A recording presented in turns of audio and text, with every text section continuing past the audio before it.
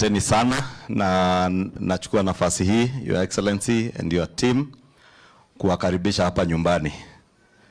Hapa ndio nyumbani kwa mzee Ishong'wa wa Ngugi ambaye amepumzika. Vile mama ametuambia hapo kwa nyumba, mzee ni kupumzika, amepumzika.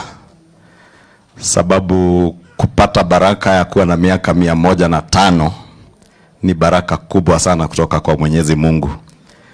Na tuko na shukrani kwa Mungu kwa kutupea nafasi ya kuishi na mzee hii miaka yote. Yule mchanga kabisa is above 40. Our last born sister is above 40 years. Kwa hivyo ni kusema mzee ameacha watu wazima, na pia ameona wajukuu wake na vitukuu is great grandchildren. Ameona up to his 4th generation great grandchildren, and therefore it's been a blessing, and we thank God for that blessing of life. Na hata kama tunaomboleza, tunalia, na tumelia, nisikudanganya, tumelia sababu ni baba yetu na tulimjua kama baba.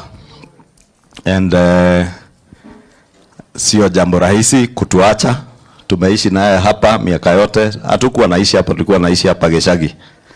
Alafu 2002 tukahamia hapa kwa shamba, na huwa tunakuja hapa, Your Excellency, unajua every Sunday sisi wote kama familia huwa tunakutana hapa, tunakaa pamoja, tunakula lunch na mzee.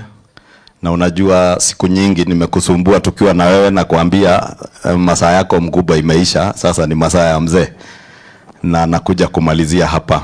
And we have been blessed to have lived that long with our father. Sasa ameenda kwa baba yetu huyo mwingine aliye mbinguni, na vile mama amesema ni kupumzika, amepumzika. For the 105 years ameishi, hajawahi enda hospitali akiwa mgonjwa until when he was 100 years old.